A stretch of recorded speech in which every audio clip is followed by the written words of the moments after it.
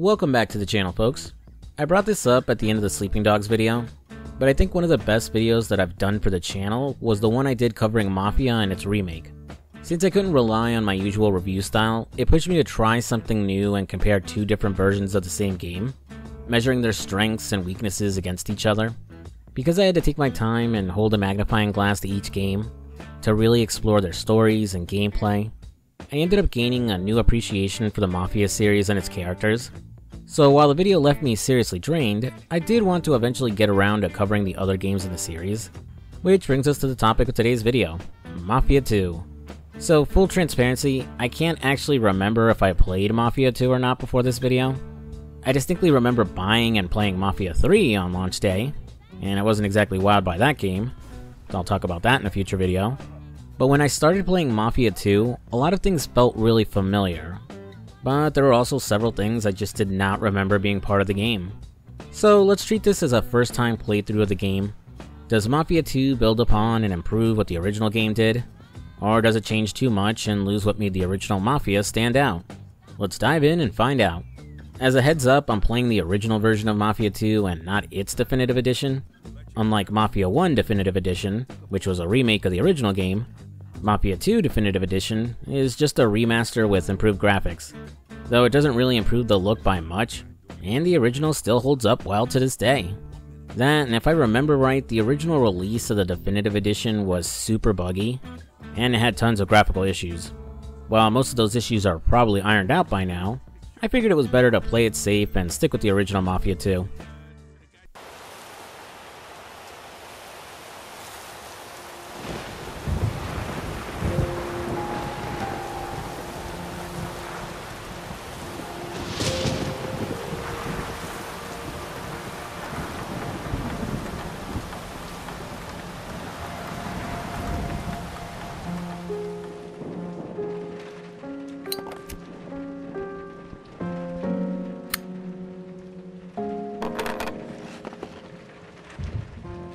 My name is Vito Scaletta.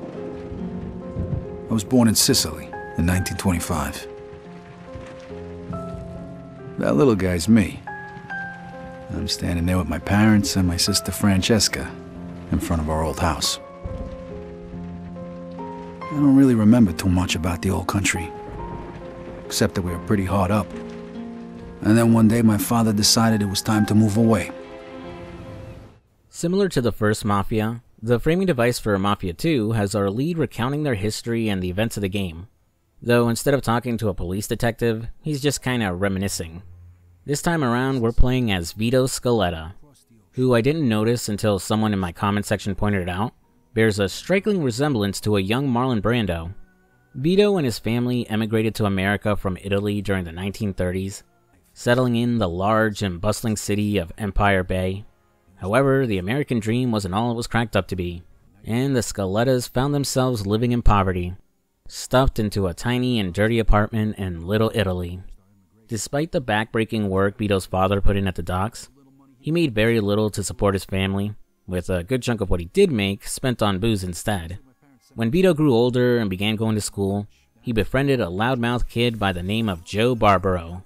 Forming a dynamic duo, the pair would pull off various petty crimes as they grew older. Vito dreaming of escaping his impoverished life and avoiding the unrewarding, backbreaking labor that would send his father to an early grave. It's during one of their robberies when the pair gets spotted and chased by a cop, with Vito getting pinched as Joe is forced to helplessly watch his best friend get carted away. Lucky for Vito, or unlucky depending on how you look at it, World War II was in full swing when he got arrested, and the US was in need of people who could speak Italian and assist in the invasion of Sicily. Forced to choose between jail time or enlisting, he chose to enlist. The 18-year-old Vito naively thinking war was preferable to being locked up for a few years. Operation Husky. I was assigned to the 504th Parachute Infantry. On the 11th of July, we were supposed to be dropped over the southern coast of Sicily, but we got hit by flak and had to bail out, way behind enemy lines. Only 3 of us made it. If it wasn't for the local resistance, we wouldn't have had a chance. So when Mussolini's soldiers came into the town and started rounding everybody up, we decided to return the favor. Which brings us to the opening level of the game, which is set during Operation Husky, when the Allied powers invaded Sicily in 1943.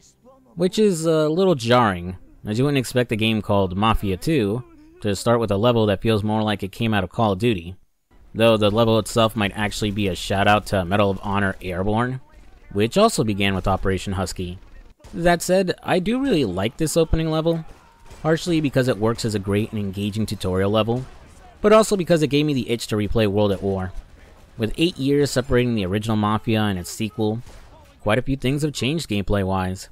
First is the shooting, which now plays like your traditional third-person shooter, with the camera zooming in over Vito's shoulder when he aims and fires at an enemy.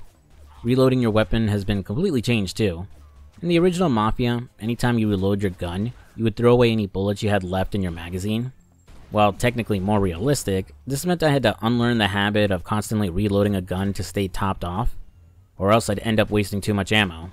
Here though, it's just like any other shooter, and you won't lose bullets when reloading. Depending on who you ask, it's either a much needed quality of life feature, or the change ended up removing some strategy from firefights. I'm kinda in the middle. As well, I liked that I had to be careful and aware of how many bullets I had left before reloading in the first game. A lot of shootouts ended with me getting killed because I ran out of shots and couldn't reload fast enough before an enemy took me out. That's no longer an issue either, as Mafia 2 has proper cover mechanics now, so I can duck behind a wall or object to avoid being shot to pieces, and can reload safely. Healing has been completely changed as well. Instead of having to search for limited health packs scattered in a level, you have health regeneration instead. Just stay out of enemy fire for a few seconds and your health will heal up to 60%. You can also eat food to get you back up to that 100%, though very few levels actually have food laying around to eat. All these changes effectively nuke the difficulty, making Mafia 2 considerably easier compared to its predecessor. While I'd be lying if a lot of levels in the first game didn't drive me crazy with how crushingly hard they were, I did enjoy the challenge and the sense of satisfaction I got when I finally conquered a difficult section. That said, while the game is easier, it's still no cakewalk. Enemies can kill you relatively fast, some even being able to straight up one-shot you if you're not at 100% health. So even with regenerating health, you can't recklessly rush into a fight and need to make effective use of cover to pick others off. And man, does this game punish you when you die, because its checkpoint system is fucking awful. Depending on the level, dying or getting arrested by the cops could send you back unbelievably far, sometimes at the very beginning of the level. The game doesn't use manual saves either, so if you turn off the game before reaching a checkpoint or the end of a chapter, you'll lose your progress and have to go through that section again when you boot it up. Thankfully, most chapters don't go on for too long, but still it's annoying it doesn't offer some kind of option for manual saves outside a story mission, or when you're exploring Empire Bay. There's more to cover with the changes the game makes, but I'll bring them up as they pop up throughout the game. Returning to Operation Husky, Vito will team up with the local Italian resistance in order to take down Mussolini's soldiers. Storming and securing Town Hall, he'll mow down dozens of their soldiers with a machine gun until they come in with a tank to turn the tide in their favor. Just as things look bleak and our buddy Vito is about to be executed, an old man can be heard outside on a megaphone riding atop of a tank. It's Don Calù, head of the Sicilian mob, who says the Americans have arrived to liberate Italy from Mussolini's tyranny. He asks the soldiers to lay down their arms and surrender, in exchange guaranteeing their safety and that they can go home to their families. We'll see a few soldiers mull over the choice, believing Don Calù is being truthful since he's known far and wide as a man of honor. And with that, the fighting ends. Don Calù, the head of the Sicilian mob. An entire garrison of troops surrendered that day. Why? Because he told them to. I didn't know this while playing, but Don Calù was actually a real person and was the head of the Sicilian mob during World War II. During the invasion of Italy, the mob had assisted the Allied powers and drummed up support for them from the locals, which inspired the scene during the opening. Though most historians claim it was all legend and downplay the mob's involvement, claiming that the Allied powers had their plans laid out for the invasion and didn't really use or need the help of the mob. Certainly some interesting stuff. I always like it when I learn a bit of history when playing a game. A few years later, the Nazis put a bullet in me. I was in the hospital for a bit, then I got a month's leave so I could go home. At least for a little while.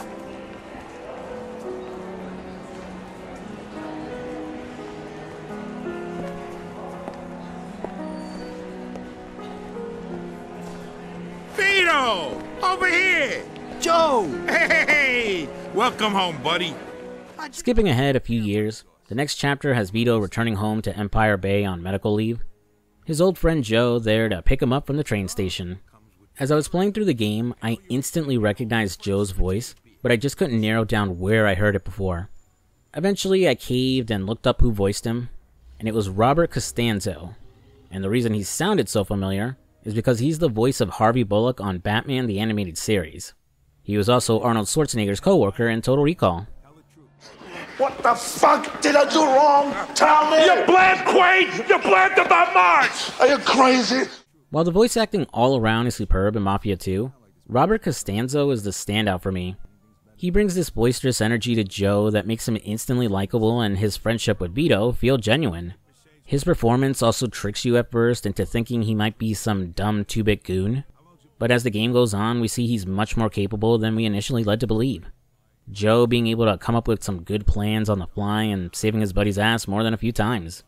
While Vito was serving during the war, Joe was continuing his criminal life, moving up to the big leagues as he was now working under the Clemente crime family. Spending his money on booze and hookers, he's earned himself quite the reputation around Empire Bay, and has made some serious connections, which he puts to use after hearing Vito was only on leave for a month, and would be returning to the front lines again. Putting in a call to a contact of his, Joe gets his old friend some fake discharge papers so he doesn't have to continue his service. While Vito is worried at first about getting caught, Joe reassures him that the documents will be clean, and that he'll personally pay for it too. Sharing a toast to his newfound freedom, Vito will catch a cab back to his family's apartment. I love this opening section of the game. Snow coming down and covering the streets, Christmas decorations being up, and Dean Martin singing Let It Snow as you explore Little Italy. Kinda regret not playing it during the holidays. Would have been a nice substitute for the lack of snow we've been getting this winter where I live. Little Italy feels surprisingly lively, with several people walking around, a few calling out to and recognizing Vito. You got a couple guys calling up to a window, asking the woman inside to let her husband out to drink. An old man is boarding up his shop, and just before reaching Vito's mother's place, a window will shatter and you'll hear a woman arguing with her husband. This game has a lot of moments like this, where NPCs are going about their own lives, sometimes dealing with a broken down car, or spying on a neighbor, or they're just drunk outside their own apartment. It really helps Empire Bay feel more immersive and alive, not just another city in a video game filled with blank NPCs. Similar to Lost Heaven, as the story goes on and time moves forward, the city will change, newer cars will appear on the road, and different music will become available on the radio. Though this attention to detail does end up exposing just how underutilized Empire Bay's open world actually is, but I'll circle back to that later. Hi, Mama. I'm back. Vito. Vito, my boy. My boy's home. I thought I'd never see you again. Francesca and me, we wait. Hey, sis, what's going on? We wait for you. Yeah. Sit down. You must be hungry, Vito. Francesca made you a special dinner, zuppa di pollo. It's good for you. While Vito was away fighting in the war, not much has been going on back home. His younger sister Frankie has been taking care of their mother, and has been working a small office job to cover the bills and pay off some of their father's old debts. Waking up the next morning, Vito fills his mother in that he won't have to return to the service thanks to Joe's help. While she's glad her son won't get himself killed in the war, she's apprehensive of Vito working with Joe again, and concerned he'll get into trouble.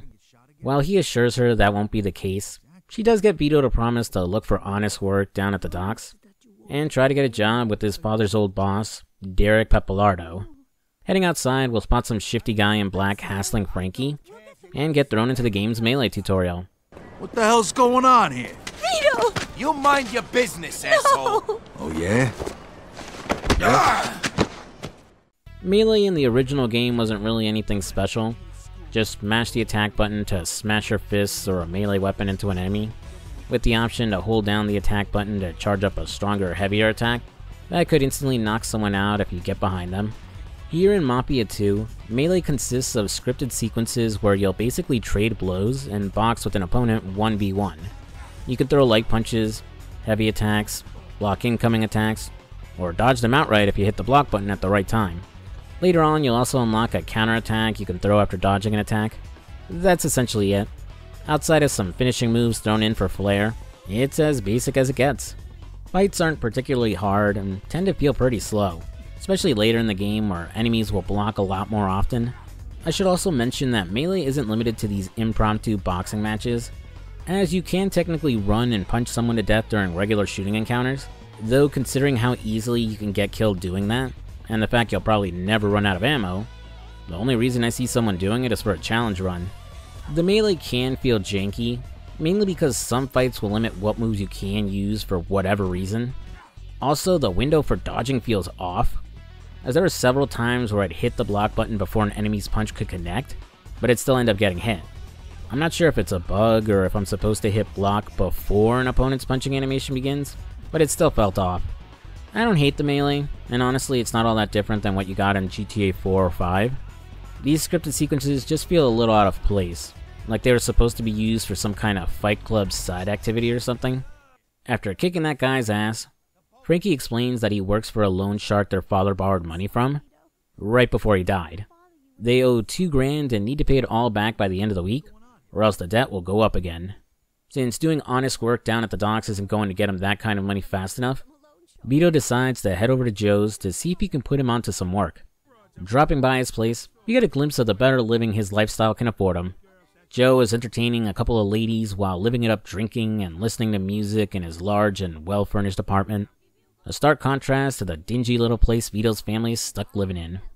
After shooing away the girls and hearing his buddy's plight, Joe agrees to help him find some risky work that pays well, and offers to let Vito crash at his place so he can get on his feet. Before Joe can get his buddy a job though, the two of them need to pick up Vito's discharge papers from a guy by the name of Giuseppe. Before leaving Joe's apartment, you can pick up one of the game's collectibles, a Playboy magazine. There are 50 of them scattered throughout the different chapters of the game, usually only spawning at specific points during a mission. Though outside of some achievements, you don't actually unlock anything for collecting them.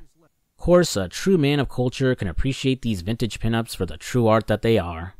The Playboy magazines do end up making the game feel anachronistic, as Playboy wasn't founded until 1953, and the majority of the centerfolds are from the later 1950s.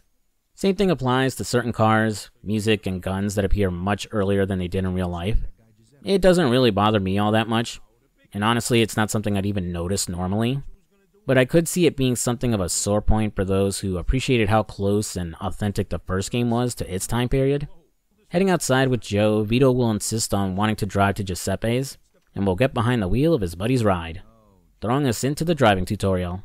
Cars handle fairly well. Unlike the first game though, you don't have the option for manual transmission. While it was tricky to master in that game, it did make the driving more fulfilling when you figured it out and added some realism to it. Here, like in most games, your car will accelerate automatically the longer you drive, with your car's max speed and acceleration varying depending on the car. Braking and turning also feels good, as long as I'm not taking a turn at 100 miles per hour. I can make a turn without feeling like I'm fighting the controls, or have to come to a complete stop. Also, I'm not sure if it's me or if the game has some environmental driving effects, but during the winter section, it did feel like braking and turning would cause the car to skid a bit due to the snow, and I had to be more careful. So assuming it's deliberate, it's a nice touch of realism. Like the first game though, you still have to follow traffic laws. In Mafia 1, I honestly hated it, as I was constantly getting attention of the cops for going just a teeny bit above the speed limit or throwing a red light. While I could set a limiter on the car to cap its speed and prevent myself from speeding, there were several times where I was being timed or trying to outrun enemies, so I didn't have the luxury to just slow down. Also, it felt like the game was punishing me and limiting the fun I could have driving around for the sake of realism. Here in Mafia 2, it doesn't feel as harsh. For one, I can throw red lights now and the cops won't go after me. While the same rule applies about speeding and I can still use the limiter, any patrolling police officers are now shown on the minimap, so I can comfortably speed around and slow down in time whenever I spot a cop ahead. Just like driving in real life. Though Joe and pretty much anyone who is a passenger in your car will bitch anytime you throw a red light or start speeding, which doesn't get annoying at all. Oh, and we have a minimap now. In the first game you had this radar thing, I guess, which didn't show you what streets you were driving through and only these dots representing other drivers.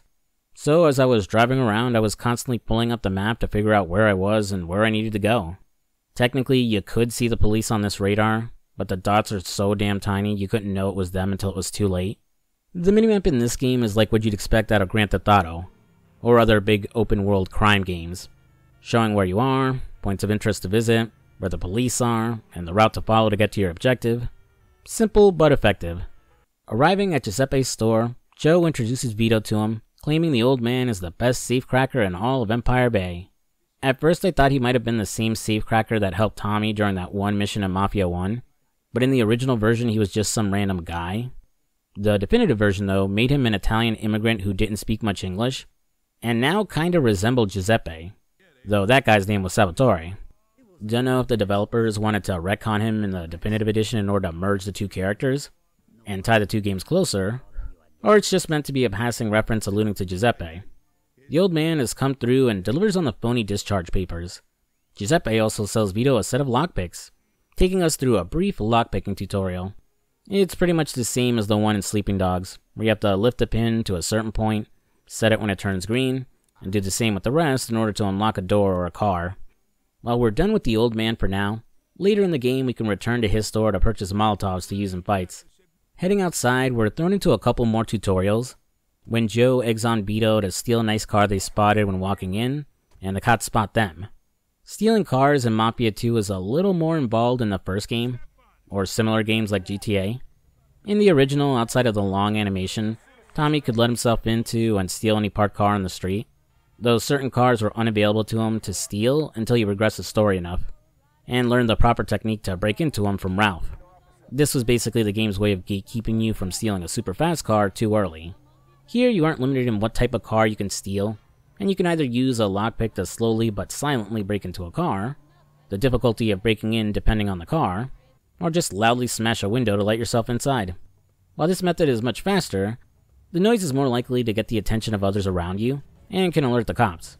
Assuming you stole a car without the cops noticing you, once you get it back to your garage or your apartment, it's yours to keep. You're limited to only storing 10 cars in your garage, though I think the cars added through the DLC don't count towards that number. Conveniently, if you took a car out of the garage and had to abandon it during a mission or whatever, you can instantly reclaim the car from your garage instead of having to hunt it down. Something not so convenient though, is that any damage your car took when driving around doesn't get instantly fixed when parking it in a garage, like in GTA. Instead, you have to take it to one of the Charlie's service and repair body shops scattered around Empire Bay. Working similar to the pay and spray, you can take any cars you steal to them to repair it, repaint it, change the rims, improve the engine, or legalize the car by changing the license plate, and even customizing the plate number too if you want. This will also help you get rid of any unwanted police attention, though you can't enter the body shop if the cops followed you there. While it can be pricey to fix your car, especially if it's pretty banged up and at the beginning of the game where you don't have a lot of cash, I like all the options for customization.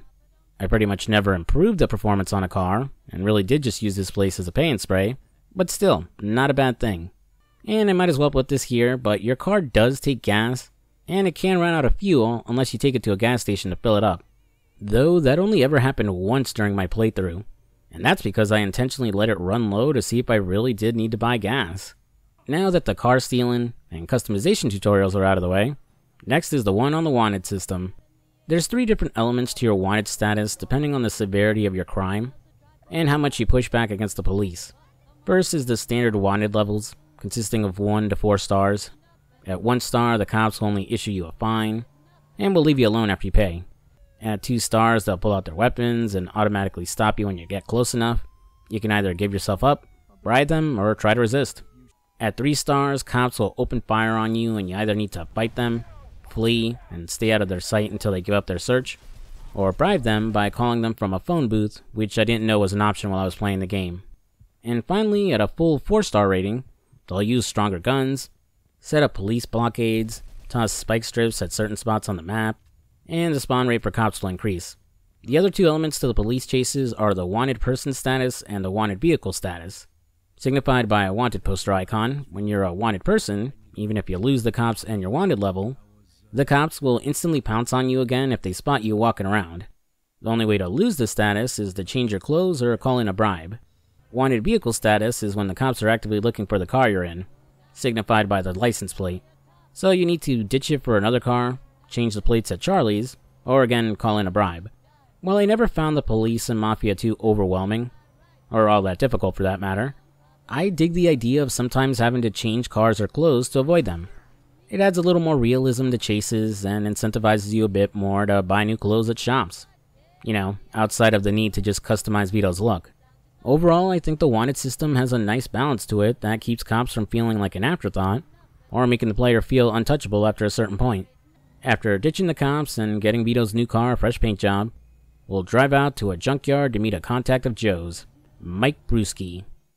Hey, look who's Hey, here. Mikey boy, what's going on? Shit, Mike, you can wash your fucking hands once in a while. Now I need a fucking bed. Hey, I've been working. Working people occasionally get dirty, you know. Besides, I just wiped them off. With what? The same fucking rag you used to clean the toilet, you filthy Running a scrapyard, Mike is as dirty as they come, and not just because of his work as a mechanic. He does a lot of work in stealing cars, selling stolen car parts, disposing of incriminating evidence for the mob, and a whole lot more. He needs parts for a Walter coupe and asks Vito to steal and bring one back to his junkyard. After he teaches us how to shoot a car, we'll head down to the Lone Star Bar to nab the car we need. Unfortunately, it belongs to one of the members of the Bombers gang, who don't take kindly to Vito trying to run off with it. After a brief shootout, we'll outrun the remaining bombers, return to Mike to drop off the car, and collect the payment of $400. Though Joe takes a cut since he's the middleman. Mike says he'll have more work for Vito in the future, which led me to assume he'd give side missions to steal certain cars, though that's not actually the case. Instead, there's a large car crusher beside his office where you can park any cars you bring back, and then crush them for scrap to make around $400 for each one. Though the game doesn't actually tell you this until a later mission needs you to use the crusher. The day's work done, Vito will head back with Joe to his place and crash on his couch, bringing an end to Chapter 2. The following morning, after Vito talks to his mother over Joe's phone, he'll do as he promised her and head down to the docks to meet with Mr. Papalardo in order to find some work. Oh! Close the door, it's windy. What do you want? Yeah, I'm looking for a Mr. Pappalardo. Oh, yeah? Why? My name's Vito Scaletta. My old man used to work for him, and I'm looking for a job, so I came here. Well, you're in the right spot, sonny boy. Federico Papagliato at your service. You can call me Derek. I think I remember your dad.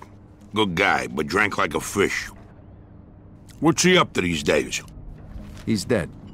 Oh, well, we all gotta go sometime. Right, Steve? Sure, Derek.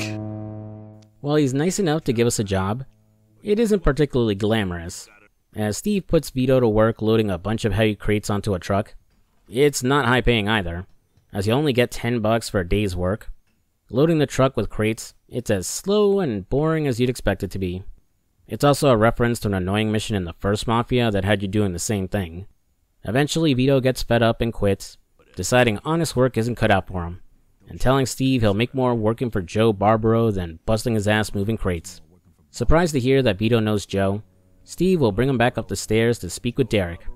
After a tense moment where he calls up Joe to verify Vito isn't full of shit, he offers a job more suited to his talents, shaking down all the warehouse workers for some overdue protection money.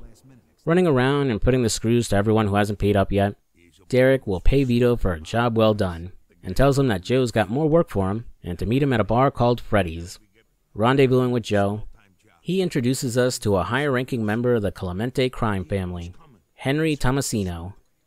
Hey, Henry, how are you? Hi, Joe. This the guy? Yeah, this is Vito, an old friend of mine. Good to meet you, Henry. You vouch for him? Absolutely, Henry. Trust him with my life. Okay. Henry wants Vito to break into the Office of Price Administration and get his hands on some gas stamps.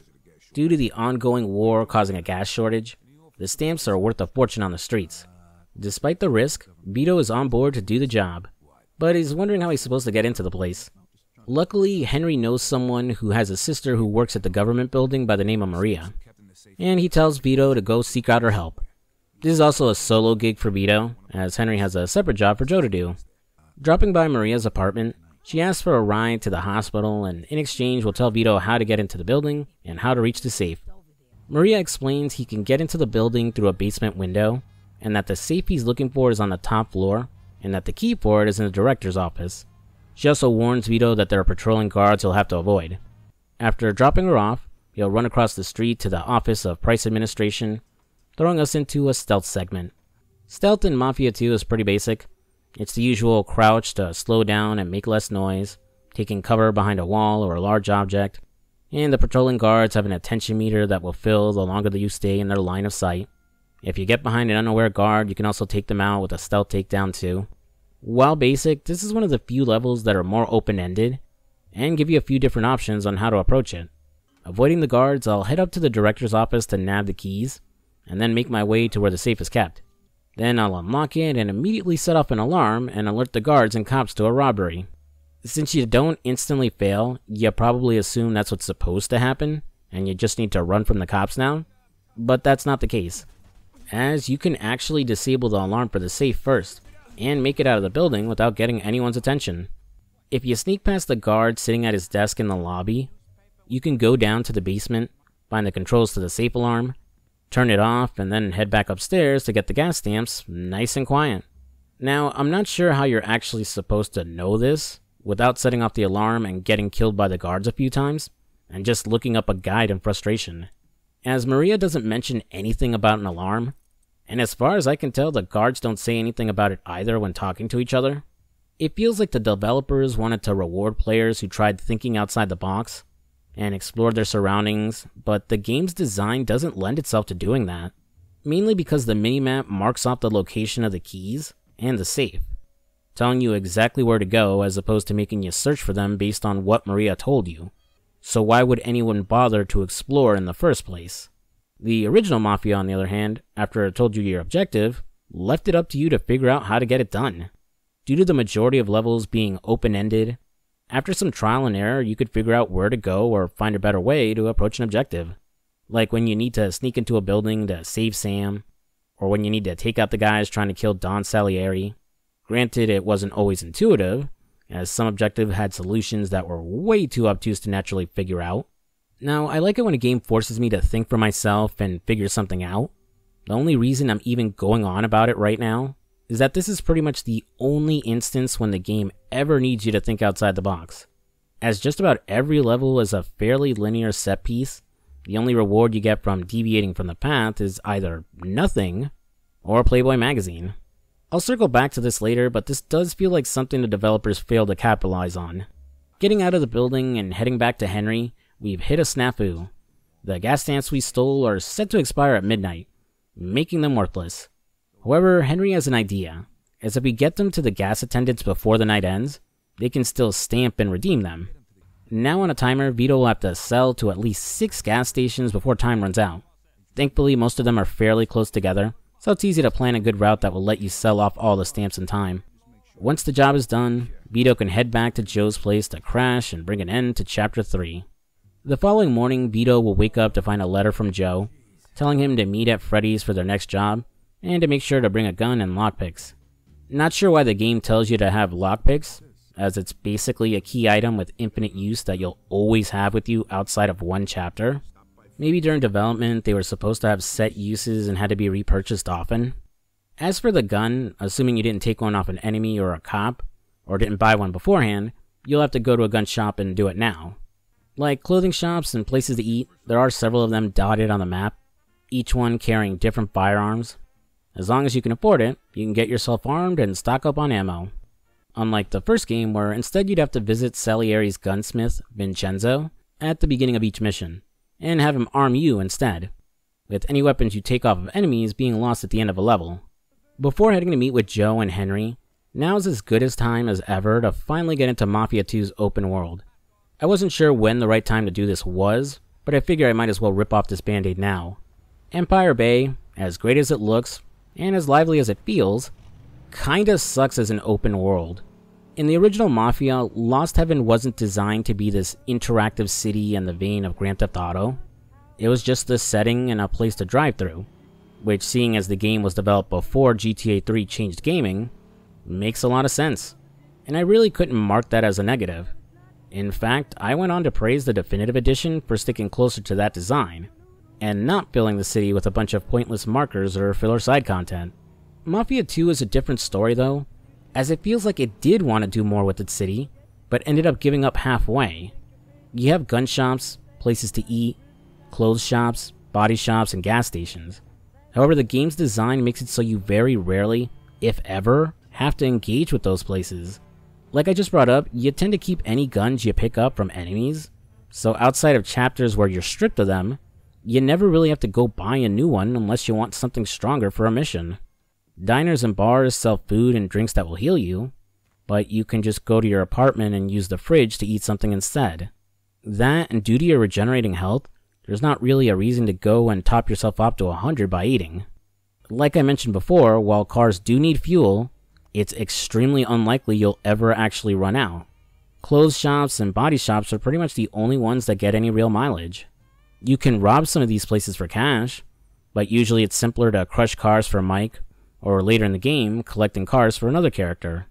However, even money doesn't feel as important as you think. There's a few times where you'll need to collect a certain amount of money, but usually the plot will handle the problem for you as fast as it introduces it. Like I said, getting guns and food aren't as necessary as you think, and outside of customizing your car or buying new clothes, there's not much to spend your money on. And I'm getting ahead of myself, but there's a few moments in the story where you lose all your money and have to start from scratch. Again, really emphasizing my point that money is pointless. All you really have to do in this city is searching for the wanted posters hidden around Empire Bay. But like the Playboy magazines, it's just a box to tick off and doesn't reward you with anything. It really feels like the developers started off making Empire Bay closer to Lost Heaven in terms of design, but pivoted late in development since GTA-style cities were the norm now. This just ended up making the city feel even emptier due to how shallow the places you can visit are. Ironically, I think the game would have worked much better if it was as linear as the first Mafia.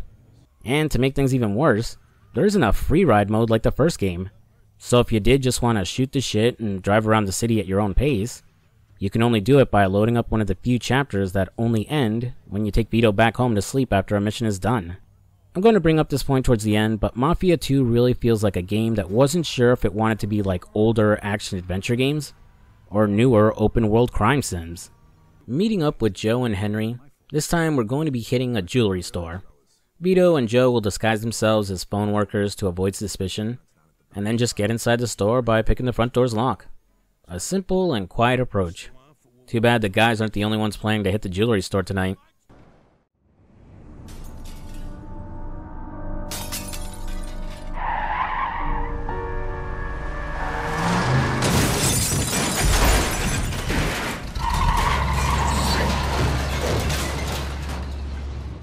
What the hell is this? Come on, boys. The cops will be here any minute. Move it! Brian f***ing O'Neill? What the f*** is this? You crazy bastard, what the f*** are you doing? Barbaro, what the hell are you doing here, you f***? You're a little late, Chief. There's nothing left here.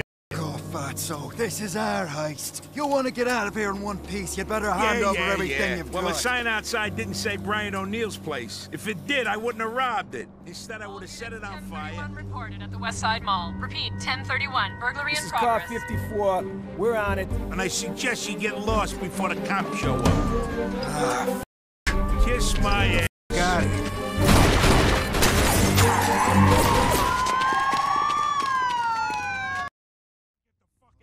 With Vito and Joe's plans having been ruined, the pair will have to make a run for it and fight their way through the pursuing police and the O'Neill gang.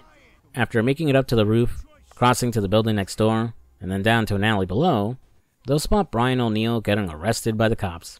Joe will go his separate way to drop off the goods they stole, and Vito will have to either change his clothes to lose his wanted person status, or just head straight back to Joe's apartment to call it a night and end the chapter. Hey there, handsome. Hi there. Joe ain't here right now. He said for you to meet him for lunch at Freddy's. I see. Too bad you were passed out when I came in. We could have partied. Maybe next time, doll. Bye.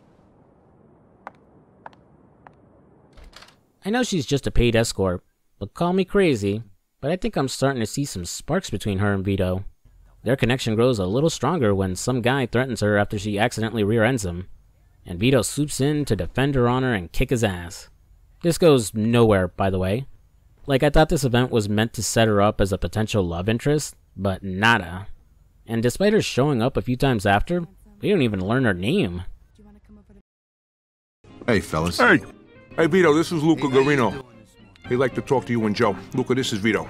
Good to meet you, Mr. Garino. No need to be so formal. Call me Luca.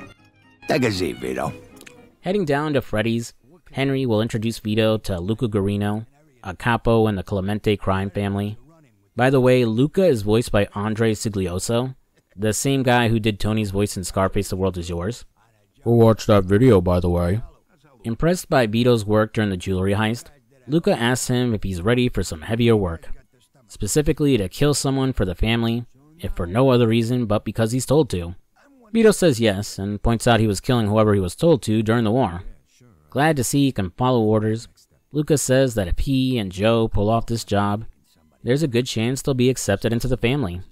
After paying their initiation fee of $5,000, of course.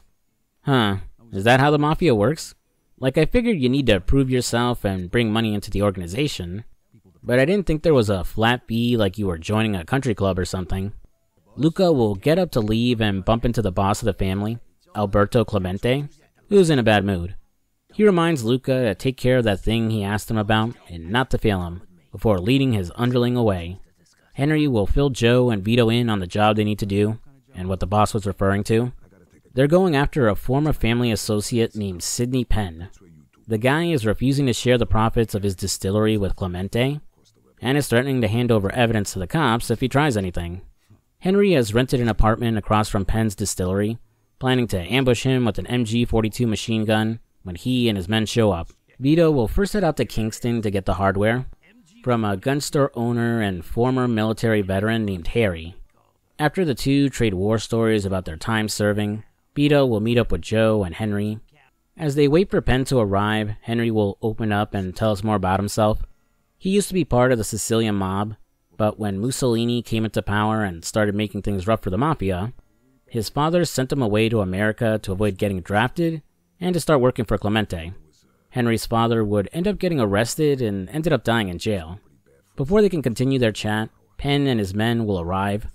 However, someone spots the trio from the window, giving Penn enough time to run into his distillery while Vito guns down his men outside. Following him into the distillery, we'll shoot our way through his men until we finally corner the bastard upstairs.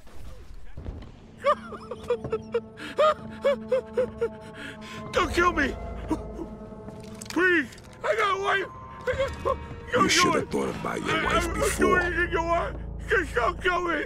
Oh, for Christ's sake! Don Clemente sends his regards. Oh!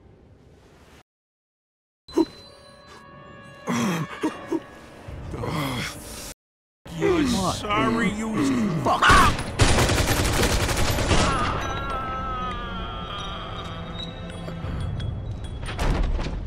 Henry, you okay? Where'd he hit you? Of course I'm not f***ing okay. He shot me in the f***ing leg. Oh, yeah, it's bleeding all Son over of the place.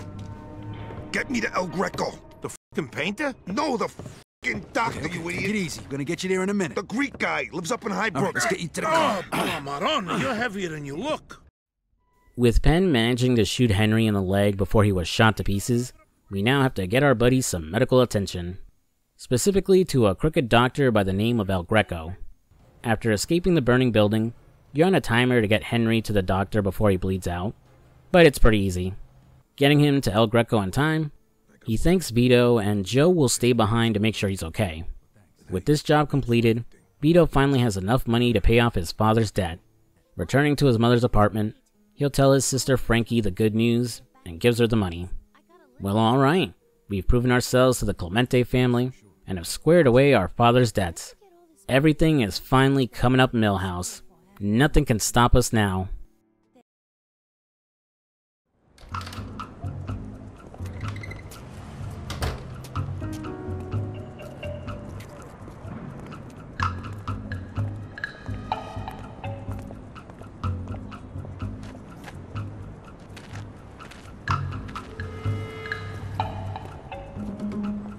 Vito Scaletta? Yeah? What's it to you? You're under arrest for the illegal distribution of federal ration stamps. You're coming with us. Well, fuck. Despite Henry getting Vito a lawyer working for the Clemente family, he's unable to do much to help him. While the only charges levied at him have to do with the stolen gas stamps, the judge isn't lenient, and poor Vito is given 10 years in jail. Well, damn. I guess it's true what they say. Crime really doesn't pay. A few days after settling into his new life in jail, Joe will write to Vito and tell him to search for a contact of his named Leo Galante, who will be able to make his time behind bars a little easier. Out in the prison yard, Vito will ask around for Leo and is reunited with an old acquaintance, Brian O'Neill. Less than happy to see him, O'Neill will start a fight, but the prison guards end it before a winner is decided, tossing both Vito and O'Neill into solitary confinement. While a couple of days in the hole kinda sucks, Vito did get to show how tough he was to the other inmates, and even got the attention of the man he was looking for. Rise and shine, Scaletta. You got yourself a visitor. My name is Leo Galante. I heard you wanted to speak to me. Yeah. One of Clemente's guys said I should contact you. Said maybe you could help me out. Oh, fuck Clemente. I don't provide protection for his guys in here. But I saw how you handled that who's after you, O'Neill. You could prove useful. Impressed with Vito's fighting skills, Leo offers him his protection and to show him the ropes in prison. In exchange, Vito will act as a sparring partner for his fighters and become one himself. Telling Leo about his association with Luca Guarino and the Clemente family, Leo is stunned to hear that Vito has been asked to pay a membership fee to join the family. As he explains, there is no flat fee, and you're brought into the family when you prove your worth, loyalty, and that you can handle the mob life. He says this will cause trouble for the Clemente family when it gets out, but doesn't elaborate why. After a few weeks in jail and doing a few fights for Leo, Vito will get a visit from his sister Frankie.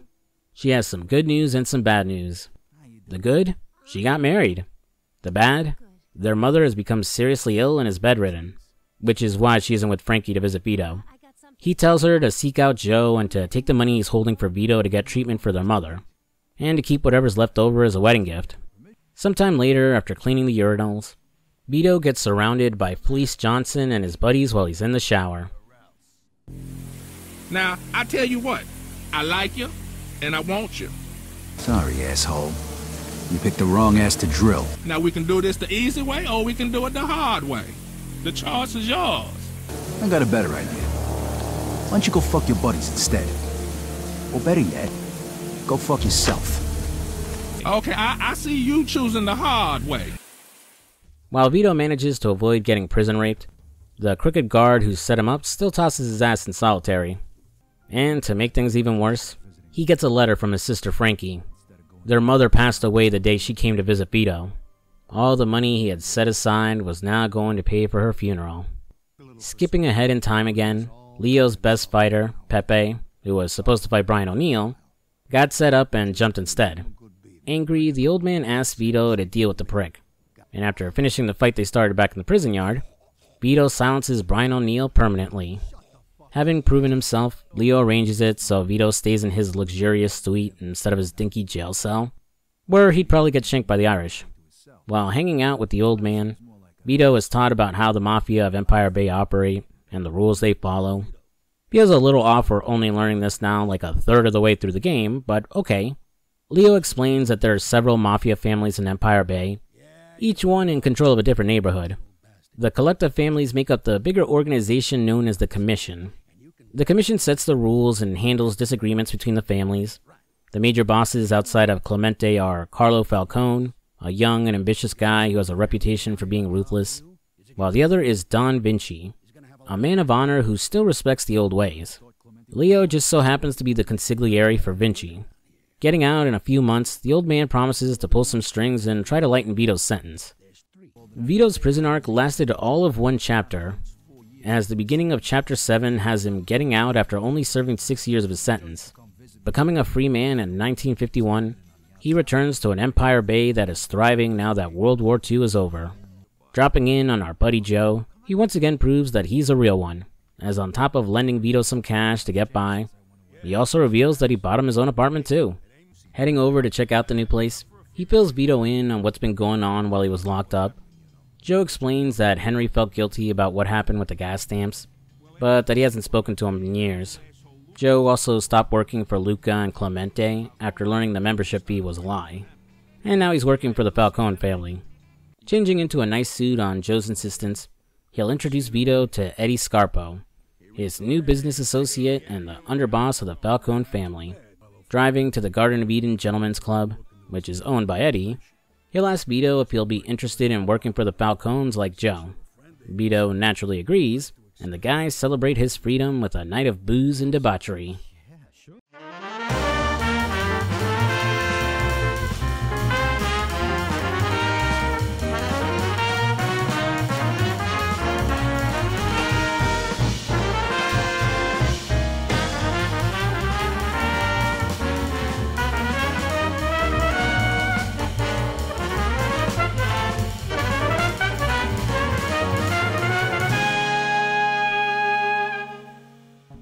Despite all the fun the guys were having, the night ends on a sour note as Eddie can't handle his booze and starts causing trouble. Since Vito is the least drunk of the trio, he'll need to drop off his buddies back home.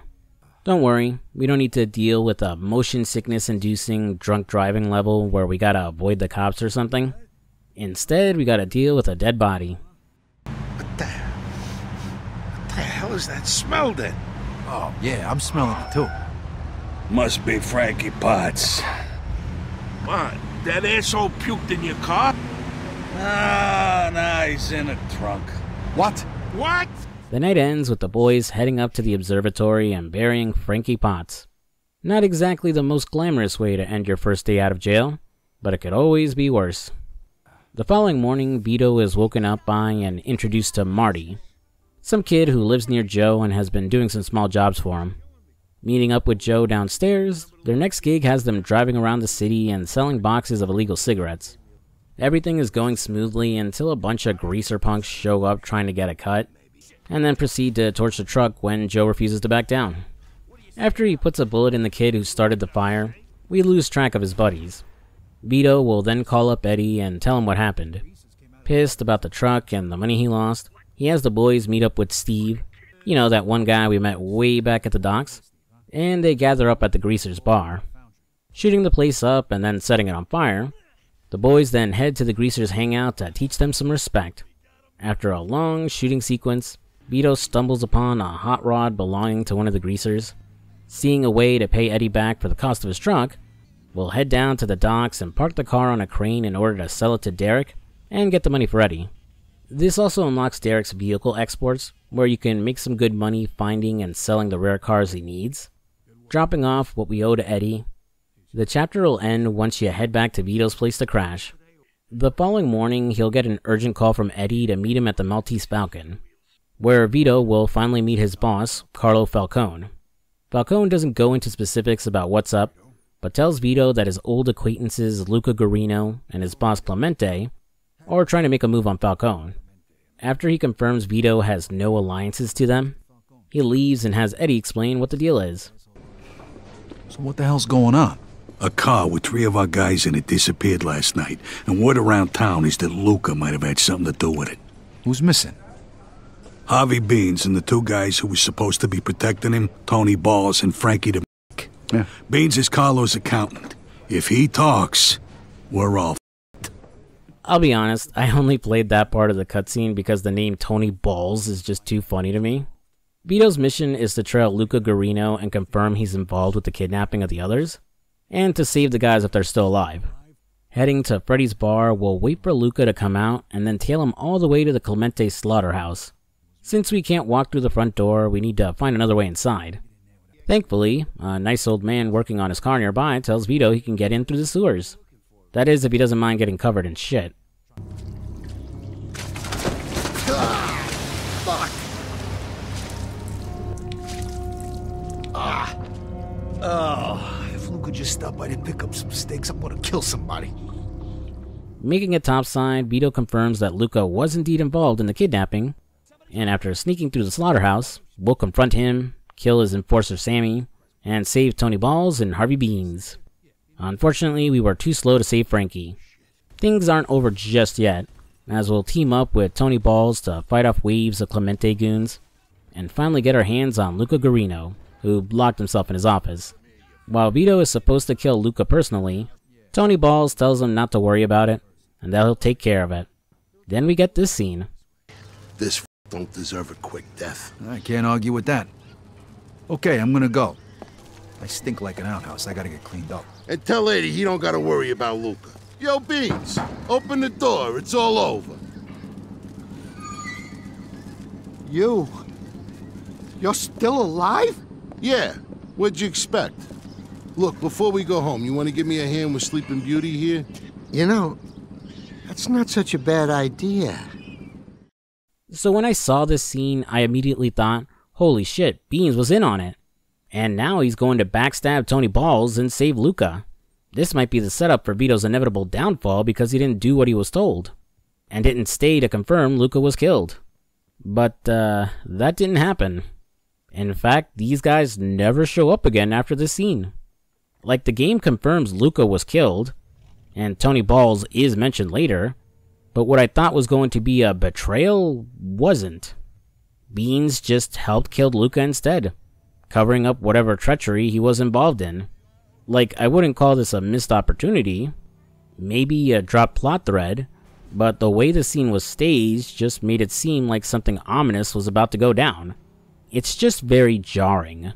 Anywho, all the work Joe and Vito have done, along with a recommendation from our old friend Leo Galante, has finally paid off, as our boys are now officially made men.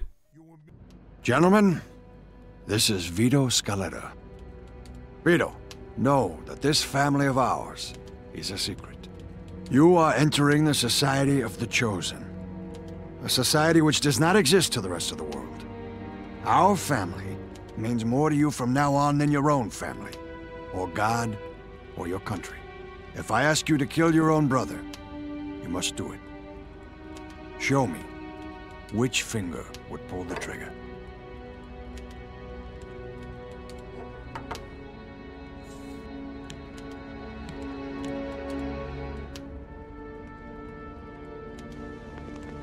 Repeat after me, Vito.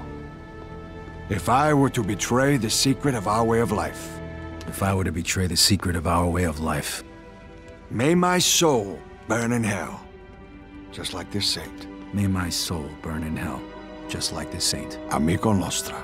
Gentlemen, I give you our new friend, Vito Scaletta. After a quick montage showing the boys enjoying the fruits of their labor, and Vito buying himself a new home in a nice neighborhood, it's back to business as usual at the beginning of the next chapter. Heading to Joe's apartment, Vito will sit down with him, Eddie, and Falcone. Since they got proof that Clemente went after his organization with what Luca did, it's officially war and the boss wants us to go after Clemente before he strikes first. He's holding a big meeting at the Empire Arms Hotel, which is the perfect time to hit him. Since he'll have tons of security though, Joe has cooked up a plan of attack involving a bomb. Having his sidekick Marty drive us to the hotel, Vito and Joe will sneak in through the laundry room, disguise themselves as janitors, and put on some fake mustaches to complete the illusion. After narrowly getting spotted by their old buddy Henry, the two will board the elevator, take it to the floor Clemente's on, and finally plant the bomb in the conference room. Heading up to the roof and clearing it of some goons, the boys will hop on a window washer platform to arm the bomb and set it to blow. Mission accomplished. What the? Shit. Christ, I almost pissed on my fucking shoes in here. Mess. Felt like a f***ing but what the Oh, shit! Lucky bastard. Well, all that elaborate setup sure was a waste of time. We'll chase after Clemente throughout the building, shooting and killing all of his remaining goons who weren't blown to pieces. Reaching the parking garage, Clemente will escape the scene with some of his guys, though not before they killed our little buddy Marty. Oh no! Anyway... Like, I guess I feel bad for Joe, but Marty hasn't done much of anything in this story. And I'll be honest, the second he was introduced, I knew he was going to be used this way. Anywho, we catch up to Clemente, Joe pumps him full of lead to avenge Marty, and we get the hell out of there. Later that night, Vito gets a call from the owner of the Lone Star Bar. as Joe is drunk out of his mind and is waving his gun around threatening people. Heading down to the bar to scoop him up, our buddy is a mess. The guilt of Marty's death weighing on him pretty hard, as he was the one who chose to bring him along for the job in the first place. Calming him down, Vito convinces him to go home, but Joe accidentally ends up doming the poor bar owner. Never should have happened. Oh, Jesus! Ah, shit. You gotta be kidding me. What the f is wrong with you? I was just... You were just what? Shut your f***ing mouth and get your drunk ass outside. All right, I'm going. And this, kids, is why you should always practice proper gun safety. Sending Joe's drunk ass home, Vito will dispose of the bartender's body by tossing him in his car and then destroying it at Mike's junkyard. The following morning, we're reunited with our old friend Henry. He knows we're responsible for the hit on Clemente, mostly because he saw through our disguises, but he doesn't care. Henry just wants to survive, and is willing to switch sides to Falcone, asking Vito if he could put in a good word. Dropping by the Maltese Falcon, we'll collect our payment from Eddie and introduce him to Henry. Eddie will grill him for information, and whether he knows if Clemente and the other Mafia boss, Vinci, had any other plans for Falcone. Henry spills that he was with Luca Guarino when he went to visit Leo Galante, and was going on and on about some dirty business Falcone was up to, and that something had to be done about it. Eddie suspects they were lying to Vinci that Falcone was moving drugs, in order to throw suspicion off their own drug operation. With Henry's testimony, Eddie has the evidence he needs to move on Leo, and orders his execution. Aware of the old man's relationship with Vito, he asks Henry to pull off the hit, and for Vito to just accompany him and make sure it's carried out. Still, that proves too much for him, and Vito declines to get involved as it's just too personal. He then immediately decides to get involved, as he'll have to race to Leo's mansion and get there before Henry does. And holy shit, the time limit on this mission is tight. You can't afford to waste a single second. Since Henry took the car you arrived in, you need to immediately steal one off the street. It goes without saying, but you want to just smash the window in as opposed to fumbling around picking the lock. Once you're on the road, you need to hit the gas, maintaining a high speed while also avoiding crashing into other cars, or the cops, who are no doubt chasing after you for speeding. Oh, and the gates to Leo's place are locked, so you need to have enough speed to ram through them and make it to him. This is probably the mission that took me the most retries to complete. Getting to Leo, we warn him about the hit on his life. He fills us in that Falcone really is dealing drugs, and before we make our getaway, Henry ends up catching us. Henry is willing to look the other way about what Vito did, but he has to kill Leo. It's his neck on the line if he fails. The old man tells Vito to leave and let him die. He's lived a long enough life, and isn't willing to sacrifice a young guy like him. So, it's with a heavy heart that Vito is forced to abandon his mentor and father figure.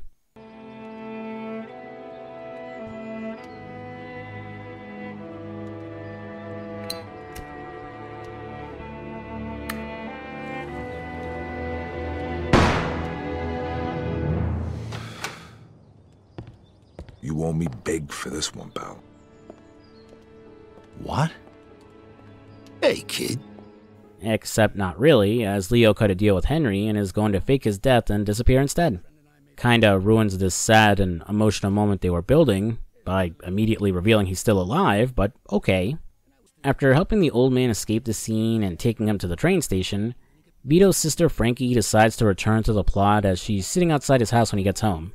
Her marriage is on the rocks, as her husband Eric spends all his time drinking and partying. Frankie also suspects he's probably cheating on her too. She just wants Vito's help in talking some sense into him. But after he gets Frankie to admit Eric has been beating her too, Vito decides to go full-on Sonny Corleone.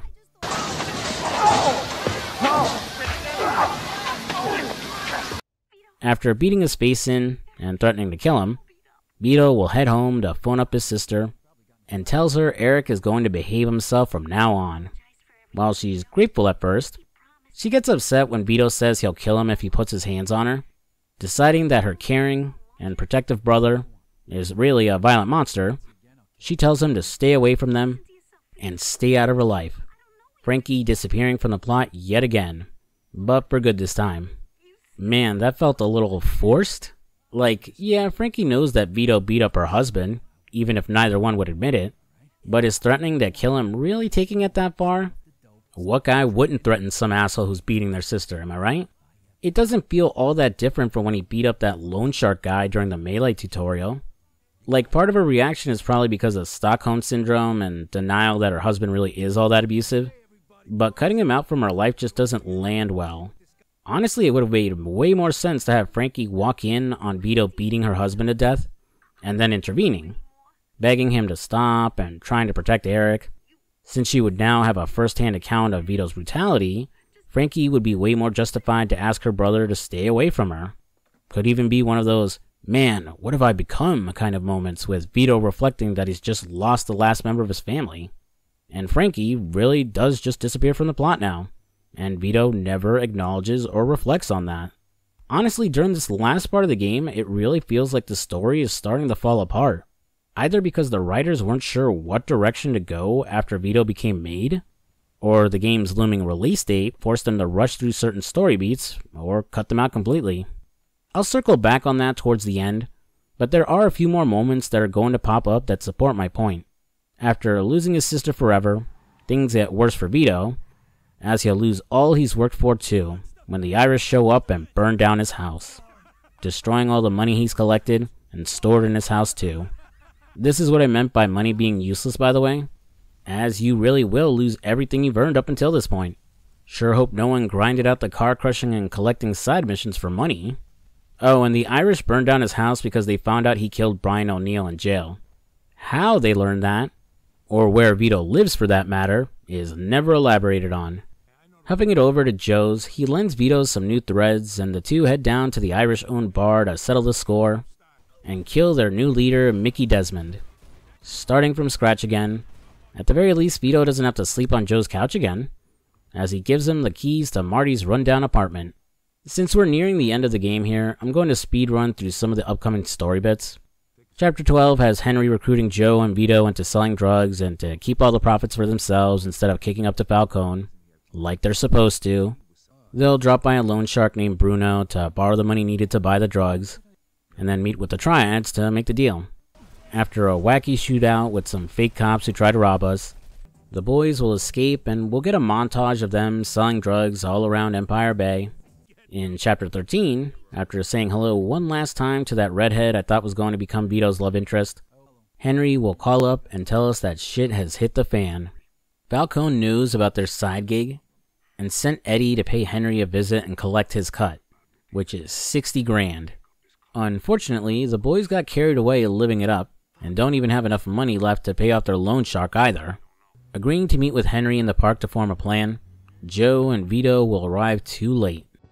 Henry's different these days. Guy's got a real... What the fuck's going on?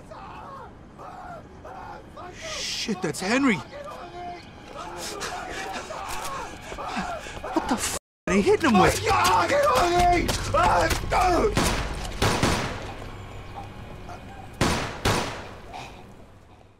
Oof.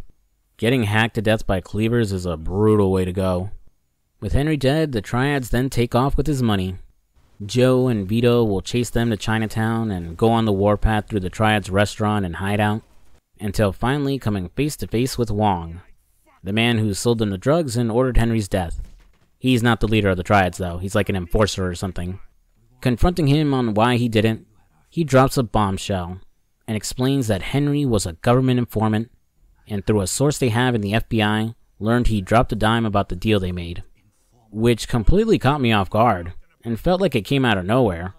Like, nothing up until this moment made me think Henry was a rat in any way. Maybe he was a little shady and dishonest about the inflation fee, but that was about it. So I went back through the footage and looked for some things I may have missed, and honestly, it's very circumstantial. The first clue would be his story about being part of the Sicilian mob before being shipped off to the US to avoid getting drafted into Mussolini's army. While nothing about what he says sounds like he's lying, Vito does question why he can speak English so well. That point is dropped when the guy they're hired to kill shows up, but that is a good point. For a native-born Sicilian, it's a little weird he can speak English so perfectly and without a hint of an accent. The next hint would be that whole mess with the gas stamps, While one of the gas attendants implicated Vito, it's weird that despite Henry getting him a good lawyer, he couldn't really do jack shit to help Vito, or that they didn't just, you know, threaten the gas attendant to recant his statement, or just make him disappear. It's implied that Luca basically just threw Vito under the bus for that whole affair, but still. Then the whole thing with them getting ambushed right after buying the drugs. But that was questionable, if only because Joe figures out fast that the cops aren't real cops. That ambiguity is what makes you call into question whether or not Vito and Joe fucked up by killing the triads in Wong. At least at first. But by the end of the game, we don't get real conclusive proof. And it feels like the story just wanted to screw over Vito and Joe for the sake of it. I'll circle back to this point at the end, but for now, the boys are up Schitt's Creek without a paddle. Regardless of whether Harry is or isn't a rat, killing half of the triads could mean war between them and the Falcone family. On top of that, they still need to get the money needed to pay off Bruno. As they plan their next move, Eddie's got another job for them. They need to kill a former mobster who betrayed his family and went into witness protection. Yeah, I'm sure most of you know who I'm talking about.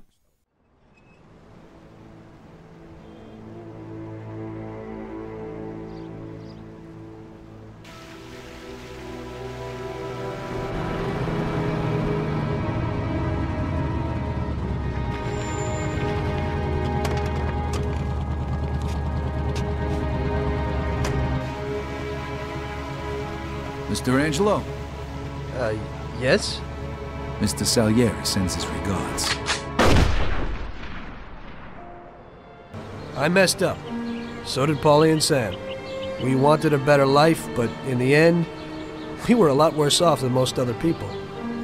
You know, I think it's important to keep a balance in things. Yeah, balance, that's the right word. Because the guy who wants too much risks losing absolutely everything.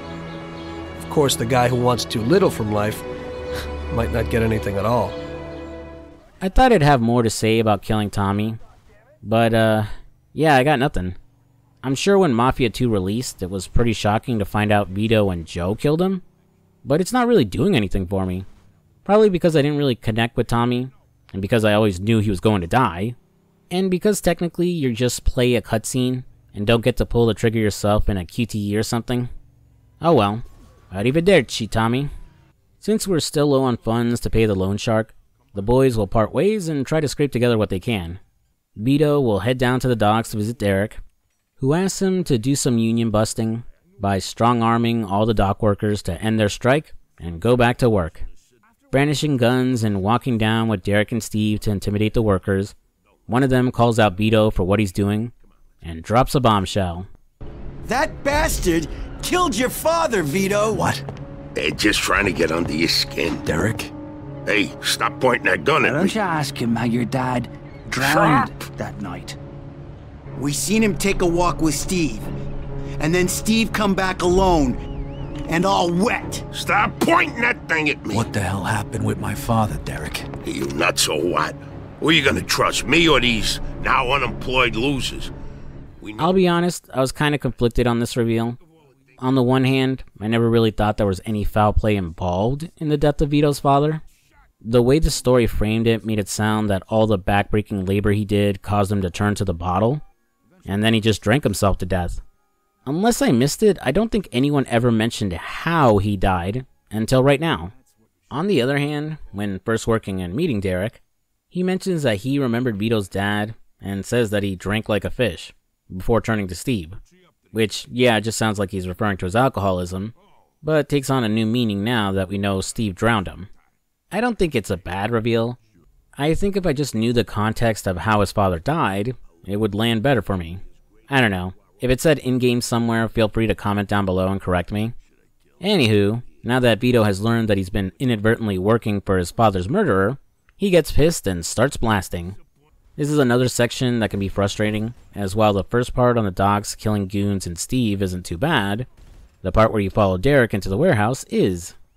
Derek is on the second floor of the warehouse, and has several guys flanking him above and below. He's constantly tossing Molotovs down at you, and with stupidly good accuracy too. So even if you found a good spot to protect yourself from the shooting, he'll almost always hit close enough to your position and force you to move. Because of where you are, it's impossible to hit Derek from your position, especially as, unlike every enemy in the game, he's the only one smart enough to constantly be moving. So you have to pick off everyone on the ground floor around you, and find a way upstairs to Derek. But the only staircase doesn't offer any cover, which means you're very likely going to die on your way up if your health is too low. And if you do die, because of the game's terrible checkpoint system, you need to do the dock section with Steve all over again. After a few tries, I finally made it to Derek, and sent that asshole off to hell. As a final fuck you, we also rob his safe of all his savings, which is almost enough to pay back Bruno. Since there aren't a lot of options for making cash, you basically have to go around stealing cars to scrap at Mike's junkyard, or rob a few stores. Once Vito finally has the cash, he'll head to Joe's apartment, but his buddy isn't there. After driving around Empire Bay, and asking around trying to find him, Vito learns that Joe got picked up by Vinci's men. Rather stupidly, he goes and confronts Vinci's men about it, and gets his ass captured too.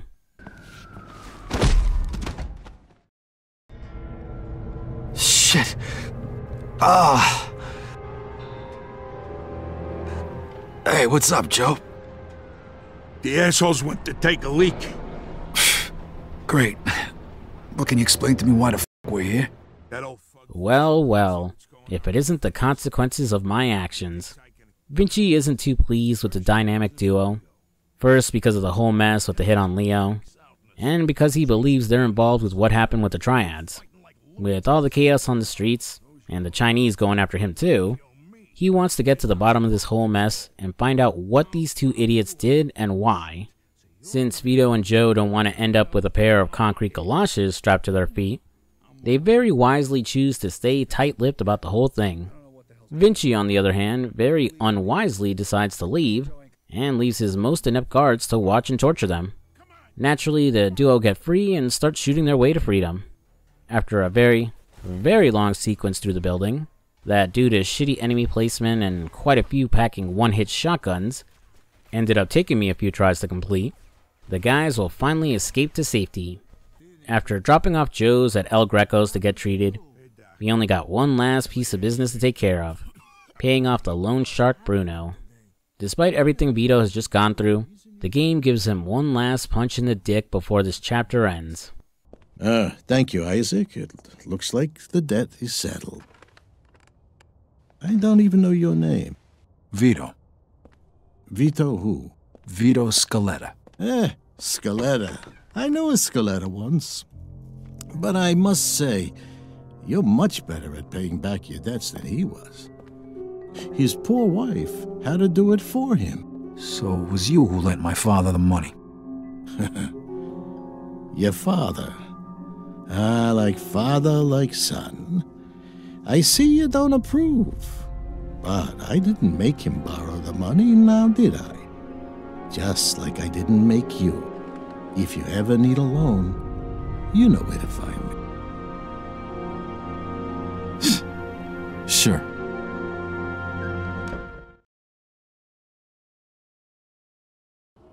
I couldn't sleep. Things were bad, and they were only gonna get worse. The truth was gonna come out sooner or later. And then we were gonna have Falcone after us, along with the Chinese and Vinci. This wasn't how I imagined it when we were starting out. I dreamed of money, cars, women, respect, freedom. I guess I ended up getting all that, more or less. But along with it came prison, living in constant fear, and the blood of my friends. I ducked it as long as I could, but it was finally catching up with me. It was all just a matter of time. Here we are, the end of the game.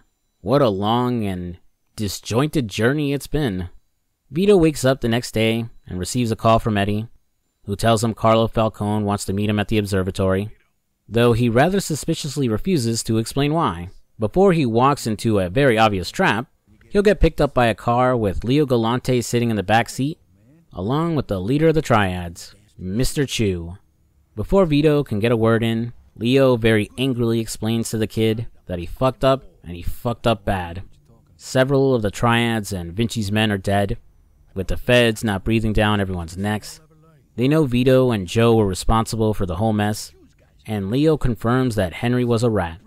There still isn't any real proof, but he claims the feds are investigating Falcone over Henry's death, and he takes that as proof that he was indeed a rat. Your logic is a little flawed, old man. I mean, you just said the feds were breathing down everyone's necks because of this war in Empire Bay. How could he know they were investigating Falcone over Henry and not that? Let's not dwell on this for too long again. Thanks to Leo pulling some strings, he managed to protect Vito for now, but if he wants to walk out of this mess alive, he's got one final job to do: kill Carlo Falcone. Heading to the observatory, Vito will blast his way through his fellow mobsters, cutting a path to his old boss. While things start to seem impossible, at least he's still got one person left in his corner: Joe. Then again, chumps like you never do think about the big picture. But your buddy Joe understands, don't you, Joe? What the f is this? I could ask you the same question. Loyalty's a funny thing, huh, Vito? No such thing as friendship in this business. Didn't your old pal Leo teach you that while you're sucking his cock back in the can? You're just a fucking pawn, Vito. That's all you ever were. When are you gonna realize Joe, you just gotta trust me. You think I give a shit about the feds? All those tired old f***s on the commission? They're using you, Vito. Just like Clemente used you. Just like I used you. Just like that rat Henry used you. You vouched for that piece of shit. Brought him into my house. And now, you dumb f***, you're gonna pay for it. Now, Joe. Hey, if you're gonna pull that trigger, do it already. What are you waiting for? Vito, let's shoot this cocksucker. Remember what we talked On about, tree. Joe? You're gonna throw all that away? Do it! 2. Now! Teaming up with our buddy, we blast through what's left of Falcone's goons and take out that bastard once and for all. While shit did indeed get really bad there for a bit, and Vito doesn't really have anything left to show for all he's done in the Mafia, at the very least, he and Joe walked out of this together. What the hell is this? It's all right, Joe. Is it done? It's done. All right, then. Looks like a celebration is in order. Come on, let's head to the cat house. Sounds good to me. Come with me, Vito. There's more we need to talk about. All right, we'll see you over there.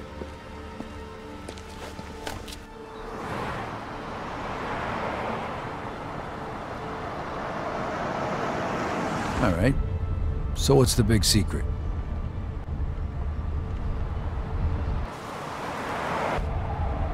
Hey, what the hell's going on? Where they taking Joe? Sorry, kid. Joe wasn't part of our deal.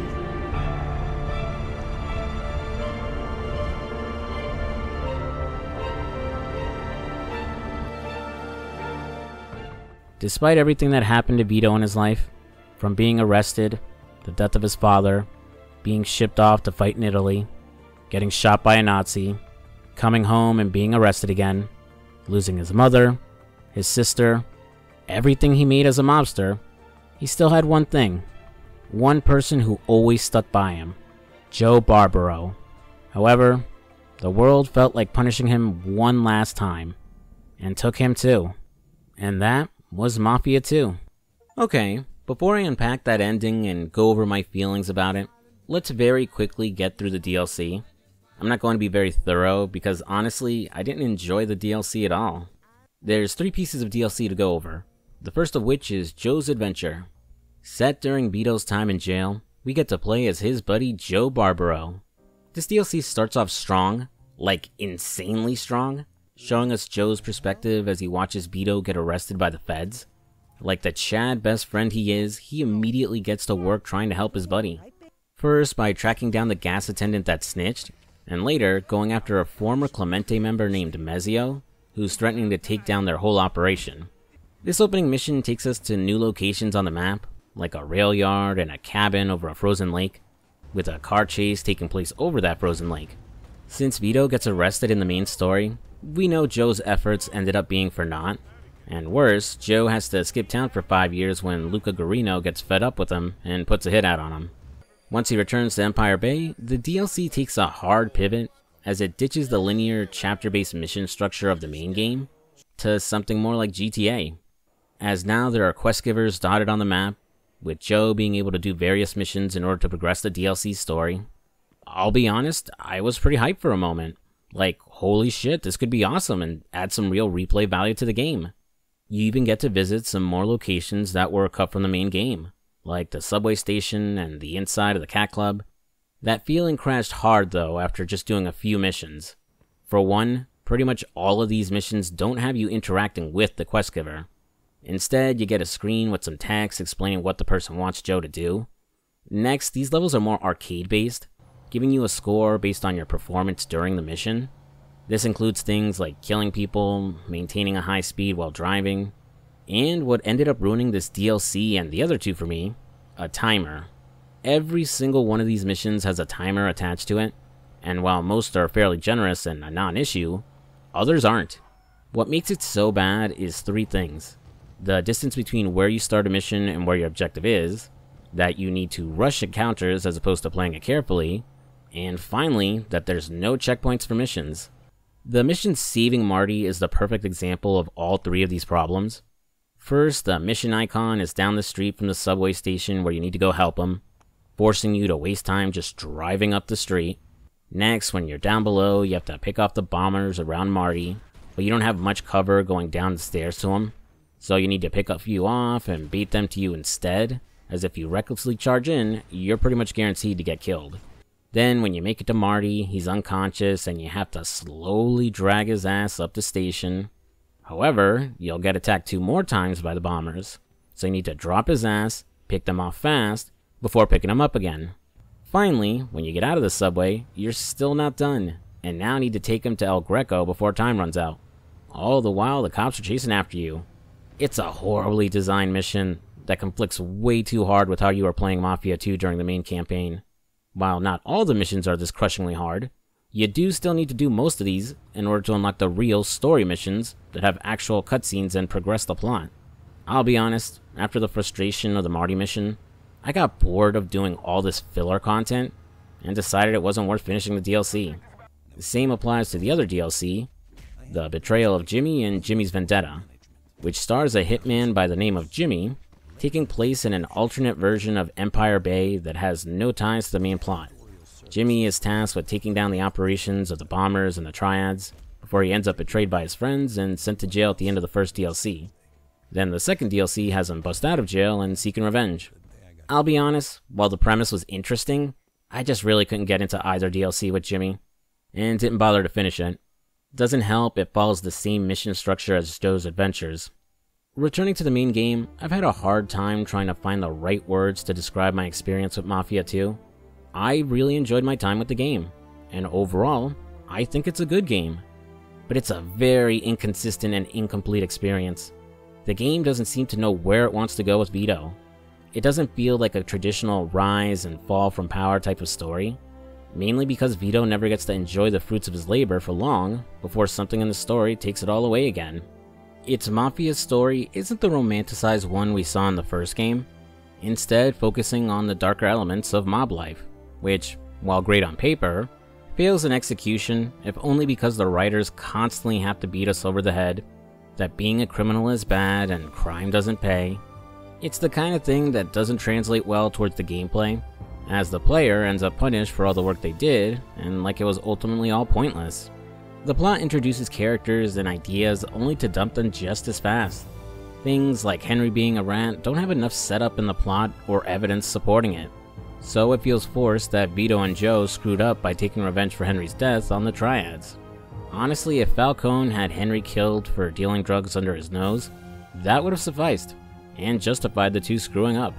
They got greedy, broke the Mafia code by not kicking up to their boss, and are therefore paying the consequences of it. Didn't need Henry to be a rat for that to work. That said, I do like how the game ends, with Vito and Joe going in different directions and towards unknown fates.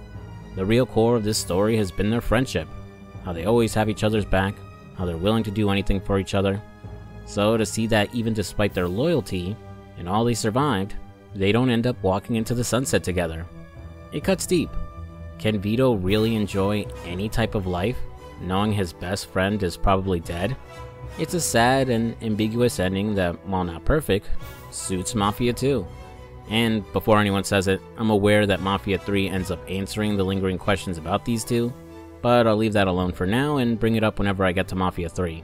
I mentioned it earlier, but this game really couldn't commit to being an older action-adventure game or a newer open-world crime game, so its gameplay mechanics end up clashing hard with its open-world elements, with gun shops, diners, gas stations, and the 2 side missions feeling pointless, and like ideas just dropped into the map for the sake of having it and not actually needing it. To sum up my thoughts, Mafia 2 is a good but very inconsistent game. For every one thing the game does right, there's 2 more it does bad. I think if it had more time to flesh out its open world, bring in the cut content that only pops up in the DLC, and the story was more focused, it would have knocked it out of the park, and been the de facto best game in the trilogy. Honestly, I wish this game had gotten a full remake as opposed to a remaster, as it would have been a great way to fix all of its issues.